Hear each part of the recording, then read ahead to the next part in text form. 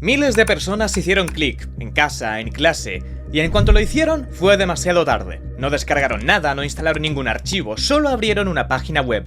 Y entonces empezó. Una pantalla blanca, letras negras. You are an idiot.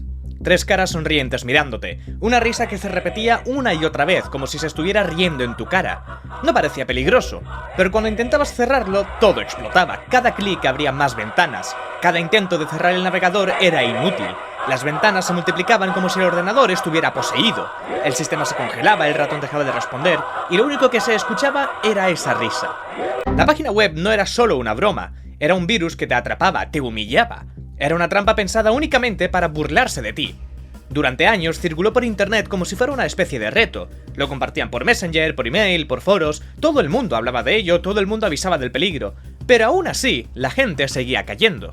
Se calcula que llegó a infectar a cientos de miles de personas en todo el mundo. Y sin embargo, nadie sabe exactamente quién lo creó, nadie sabe por qué.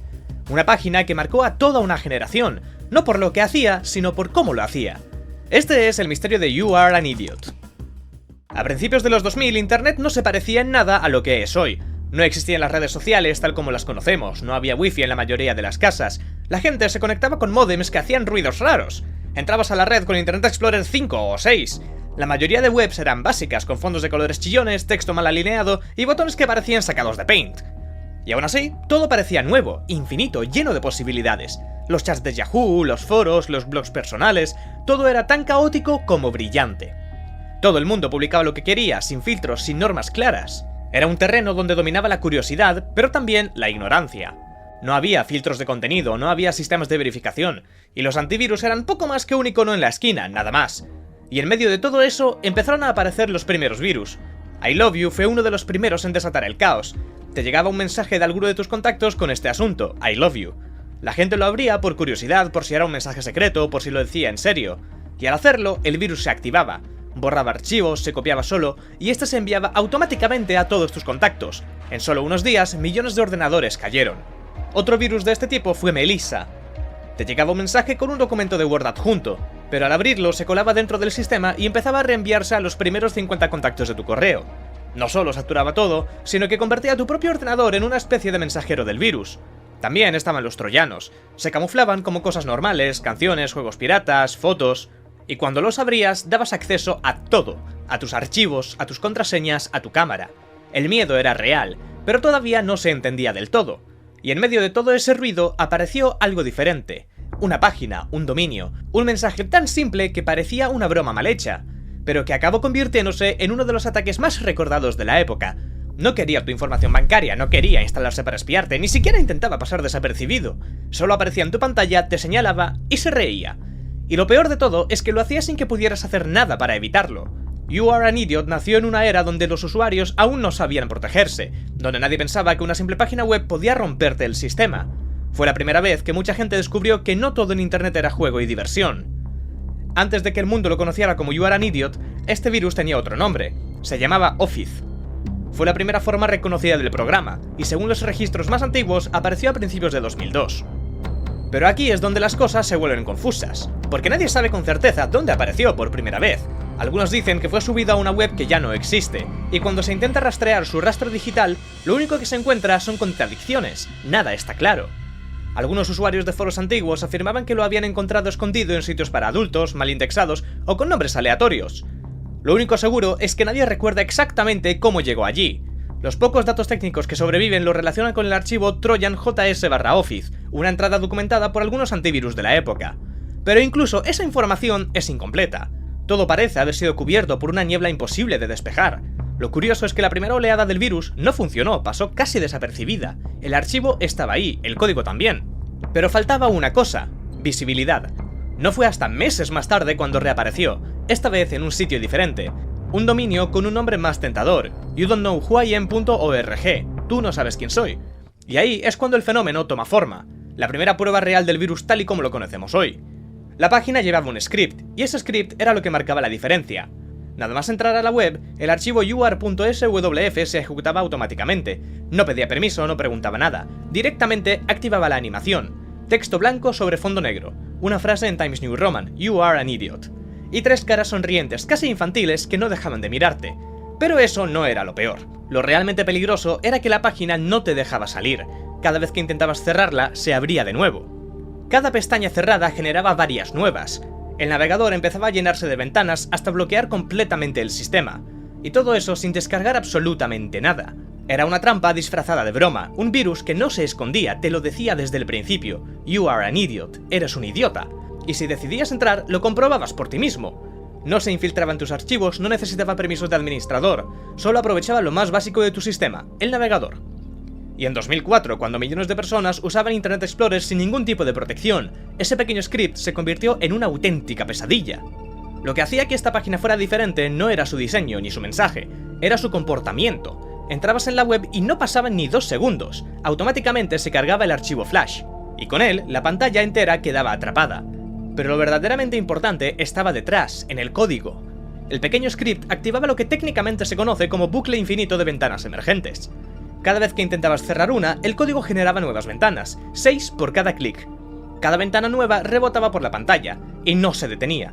El volumen se subía solo, no podías bajarlo, no podías silenciarlo. Si intentabas cerrar las páginas con Alt F4, se abrían más. Control al suprimir no respondía. El sistema simplemente colapsaba. Y lo único que podías hacer era apagarlo manualmente. Cuando lo volvías a encender, no quedaba nada, no había rastros, no había archivos infectados. Tu ordenador estaba igual que antes. Solo quedaba el recuerdo, el sonido y la vergüenza. Pero, ¿cómo era posible que una simple página web pudiera colapsar un ordenador sin descargar nada, sin instalar programas, sin pedir permiso, solo por abrir una URL? La respuesta está en 2 tecnologías que en ese momento estaban empezando a transformar Internet. La primera era JavaScript, un lenguaje que hoy es básico en cualquier página, pero que en los años 2000 aún era nuevo y tremendamente flexible. Permitía ejecutar acciones directamente desde el navegador del usuario, sin avisar, sin mostrar ventanas de confirmación. Eso incluía cosas tan simples como mover elementos en pantalla hasta crear bucles infinitos de ventanas emergentes. La segunda tecnología era Flash Player, una herramienta de animación también muy popular en esa época, que servía para hacer juegos, intros de páginas, reproductores multimedia y también animaciones como esta. You Are an Idiot usó Flash para mostrar el mensaje, la risa, las caras sonrientes y los parpadeos visuales, todo lo que daba forma a la experiencia, todo lo que te atrapaba a nivel visual y sonoro. Pero no fue Flash lo que te bloqueaba el ordenador, eso era cosa de JavaScript. Mientras Flash reproducía la risa, JavaScript activaba los pop-ups, una ventana tras otra, 6 por cada clic hasta que el sistema no podía más. Este virus funcionaba especialmente bien en los ordenadores de la época. En 2002 la mayoría de los PCs tenían menos de 512 megas de RAM. Es decir, en ese momento un ordenador medio tenía unas 8 a 16 veces menos capacidad de memoria que un teléfono móvil actual. Y la memoria es clave, es la que determina cuántas tareas puede hacer tu ordenador al mismo tiempo sin colapsar. Si abres muchas ventanas, muchas pestañas, muchos procesos, la RAM se llena. Y cuando se llena, el sistema se bloquea directamente. Eso era justo lo que el virus aprovechaba. Hoy, un ordenador puede aguantar docenas de pestañas abiertas, vídeos en segundo plano al mismo tiempo. Pero en 2002, con suerte, podías tener 2 cosas abiertas antes de que empezara a ir lento. Y por eso funcionaba. Porque en ese momento, casi nadie podía detenerlo. Internet Explorer 5 y 6 eran vulnerables por diseño, no bloqueaban ventanas emergentes y no limitaban procesos simultáneos. Así que cuando la página empezaba a multiplicarse, el procesador se saturaba, la memoria se disparaba y todo el equipo se bloqueaba en cuestión de segundos. Muchos ordenadores directamente se congelaban, otros se reiniciaban a la fuerza, y los más antiguos simplemente no sobrevivían al ataque, sus discos duros estaban siendo borrados permanentemente y con ellos el sistema entero. A nivel técnico era un ataque muy básico, pero estaba tan bien ejecutado y en un momento tan vulnerable de Internet que su efecto era devastador. No necesitaba infectarte, no necesitaba ser descargado, solo usaba tu propio navegador en tu contra. Pero fue el 16 de abril de 2004 cuando realmente todo explota. Se crea un nuevo sitio web dedicado al virus, youareanidiot.org, un nombre directo, simple, y al mismo tiempo inolvidable. Detrás de ese dominio aparecía un nombre, Andrew Regner, un registro oficial, público, pero más allá de eso, nada. You Are an Idiot era una versión espejo de You Don't Know Who I Am. Básicamente, Andrew tomó el script y lo pegó en su propia página web. Entre 2005 y 2012, You Are an Idiot se convirtió en algo mucho más grande que una simple broma, se transformó en un fenómeno, en un icono, y sobre todo, en una trampa. En esa época no existía YouTube, no había ni siquiera Facebook en todos los países, pero eso no impidió que la web se convirtiera en uno de los enlaces más compartidos de todo Internet. Aparecían correos en cadena, en foros, en los primeros blogs, se enviaba por Messenger, por MySpace, en chats públicos, era como un reto, ¿te atreves a hacer clic? El título ya lo decía todo, era provocador y directo, y precisamente por eso funcionaba. La gente lo compartía como una especie de juego psicológico. Si te lo enviaban, no podías evitar entrar, y si entrabas, no podías salir. El truco estaba en la forma. No te obligaban, el mensaje no era haz clic aquí, era no vas a hacerlo porque no eres tan idiota, ¿verdad? Miles de usuarios cayeron en esta trampa, y no solo una vez. Lo peor es que se compartía entre amigos, entre compañeros de clase, incluso entre desconocidos, y el ciclo no paraba. Internet se llenó de avisos, foros con títulos como no entréis en esta web o no hagáis clic en este enlace, pero era inútil, porque por cada advertencia había otro usuario dispuesto a reírse de ti. Empezaron a circular leyendas, algunos decían que el virus borraba el disco duro, otros aseguraban que una vez entrabas, te espiaban por la webcam. Incluso se decía que la web estaba conectada a hackers chinos, rusos o japoneses. Nada de eso era cierto, pero el miedo ya estaba sembrado, y eso hizo que aún más gente quisiera entrar.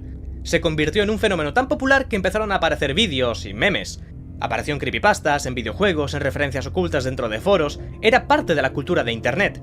Y no necesitaba una campaña publicitaria, ni bots ni algoritmos, solo necesitaba una cosa, que alguien hiciera clic.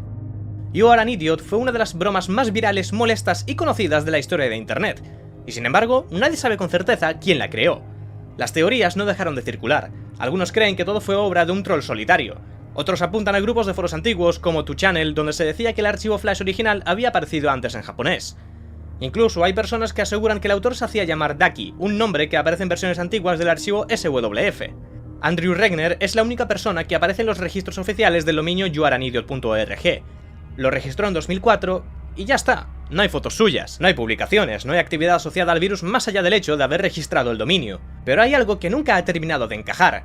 ¿Cómo llegó Andrew Regner a tener acceso al script original? Porque en 2002 clonar una web no era tan sencillo como hoy, no existían herramientas como ahora, no podías simplemente inspeccionar el código o descargarlo con un clic, y menos si se trataba de una página que desapareció tan rápido como You Don't Know Who I Am. Entonces, ¿cómo lo consiguió? ¿Tenía acceso directo al archivo? ¿Formaba parte del mismo entorno en el que nació el virus? Sea como sea, no fue casualidad, no era algo que cualquiera pudiera haber replicado con tanta precisión, y eso solo alimenta la sospecha de que Andrew no era un espectador más. Años después, la página web fue vendida a una empresa desconocida, y eso abre una nueva posibilidad. Andrew podría haber sido el creador de todo, podría haber creado el virus, las distintas páginas web. Varias cuentas falsas en foros, blogs o comunidades de la época serían suficientes, no haría falta mucho. Solo algunos posts hablando del virus maldito, otros advirtiendo de que no entres bajo ningún concepto, y ya estaría. La curiosidad haría el resto. ¿Fue Andrew el creador real? ¿Lo programó él? ¿Solo lo compró? La realidad es que no hay pruebas reales, solo mensajes perdidos, comentarios en foros que ya ni existen. Al no haber rostro ni autor declarado, la figura detrás del virus se volvió casi leyenda, un fantasma digital, alguien que aparentemente no buscaba fama ni dinero, solo dejar una marca, y lo consiguió. Con el tiempo, You Are an Idiot desapareció, pero su risa no. El código original dejó de funcionar en la mayoría de navegadores, Adobe Flash fue retirado, y las ventanas emergentes ya no tenían el mismo efecto. Pero eso no detuvo a Internet, al contrario. Solo era cuestión de tiempo antes de que empezaran a aparecer clones. Uno de los más conocidos es youareanidiot.cc, una réplica inofensiva creada por un usuario llamado Enderman. Misma animación, mismo sonido, pero sin pop-ups, sin scripts maliciosos, solo el recuerdo. El sitio fue reescrito completamente en HTML5 para que pudiera ejecutarse en navegadores modernos, y el código se publicó abiertamente en GitHub, pero no fue el único. En 2013, un youtuber especializado en virus informáticos, conocido como Danukt1, lanzó una versión propia, You Are an Idiot 2.0. Esta vez no como ataque, sino como experimento.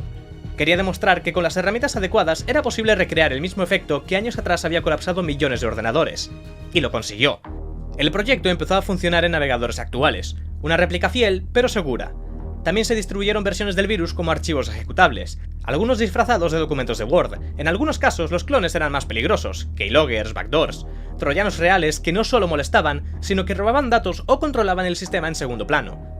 Estos malwares más agresivos empezaron a circular por la dark web, páginas de descargas piratas, foros ocultos, y aunque nunca alcanzaron la fama del original, sí que llegaron a ser una amenaza real. You Are an Idiot no era solo una página, era una experiencia. Y como toda experiencia, dejó huella. Durante años hubo un miedo real a hacer clic. No importaba si el enlace venía de un amigo o de un desconocido, dudabas, porque sabías que podías acabar con el ordenador bloqueado escuchando esa risa en bucle. Hoy en día, si escribes You Are an Idiot en Google, siguen apareciendo resultados. Páginas, vídeos, clones, y sí, algunas de esas versiones todavía funcionan, pero ya no tienen el mismo efecto. Los navegadores modernos están preparados. Chrome, Firefox, Safari, todos bloquean las ventanas emergentes por defecto. Si intentas replicar el comportamiento original del virus, el navegador simplemente lo detiene. Ni colapsa ni se ralentiza, solo aparece un aviso y ya está. You Are an Idiot como ataque está oficialmente muerto. Lo que quedan son imitaciones, homenajes, parodias que recuperan la estética, el audio y la frase, pero sin intención de molestar. Pero hay una pregunta que sigue en el aire. ¿Podría volver algo así? No exactamente igual. Hoy los sistemas son más seguros, pero la tecnología también ha cambiado. Con la llegada de la inteligencia artificial, cualquier persona puede generar código, diseñar sitios, automatizar comportamientos. En teoría, cualquiera con tiempo, curiosidad y con algo de conocimiento en programación podría crear algo nuevo, algo similar, algo que no intente robarte, solo hacerte perder el control. Porque al final, eso es lo que hacía esta página. No te atacaba, se reía de ti. Y eso sigue siendo posible. You Are an Idiot fue una broma, un virus, pero sobre todo, una prueba. Una prueba de hasta qué punto somos vulnerables a lo más básico. Un ejemplo perfecto de hasta qué punto basta con provocarnos para que toquemos justo donde no deberíamos. Y lo más curioso es que funcionó. Miles de personas cayeron. Usuarios normales, curiosos, expertos, da igual. Todos igual de indefensos frente a una página que no hacía nada salvo dejarte en ridículo. Y eso plantea una pregunta, una que va más allá del virus, más allá del código, más allá de la pantalla. ¿Quién es el verdadero idiota? ¿El que lo creó? ¿El que hizo clic? ¿O el sistema que lo permitió? Internet está lleno de cosas que no entendemos del todo, lleno de trampas que parecen inofensivas, y lleno de gente que por el simple placer de molestar es capaz de crear algo así. Algo que se ríe en tu cara. Así que dime, ¿tú habrías hecho clic? Este canal es nuevo y la idea es traer más historias así todas las semanas, así que si te gusta este tipo de contenido, suscríbete.